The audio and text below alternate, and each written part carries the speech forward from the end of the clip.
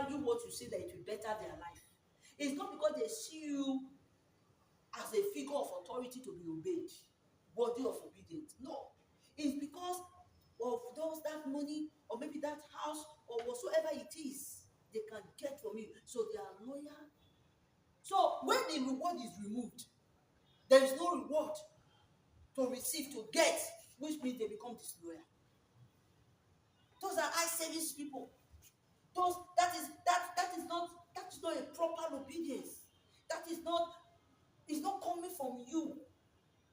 If you are not willing, you are not actually willing to obey. If those rewards are not attached, if those gains that you set your eyes on, if those gains that you have seen, that your eyes are falling, that you have seen, they are not there, which means you will not obey, you will not be loyal.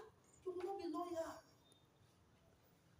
So do not let your obedience be because of you and you alone. That's what they call I and myself. It's all centered in selfishness. It's all centered in personal gain. And as a result of that, there are many things you are open to learn. You are supposed to learn when you serve this person. But because you are blinded with selfishness, only for the physical things you are there for, you will lose out on the big picture. You will lose out. You will lose out. So peradventure, may something bad not happen to that person you are running after. If that person money stop flowing, if those good things or those goodies that person holds stop, which means you too feel high service people. Some people are loyal because they want to earn good name with you. They want to be called the best. They want to be called the most loyal servant. They want to be, they're in a competition of trying to always drag others down so that they will see them as the best person among the servants, among the followers, among.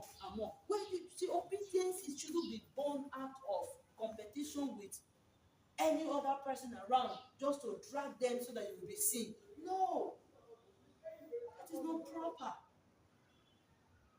That is not the kind of obedience you give out. That is not the kind of loyalty God demands from us.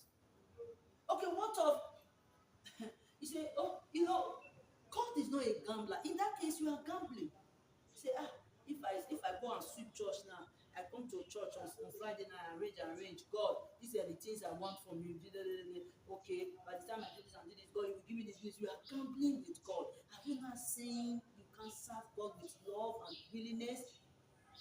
What about the so much He has done? That now in 1 billion years, you can't pay back. We can't pay back. What about that? What about that? He brought us into existence, even without us not asking for it. Did you ask God to create you? But He created us still. And do you know in Genesis chapter 1, God created everything and made it perfect before our arrival. You know what that means? Love. Is that not enough to do so much? So,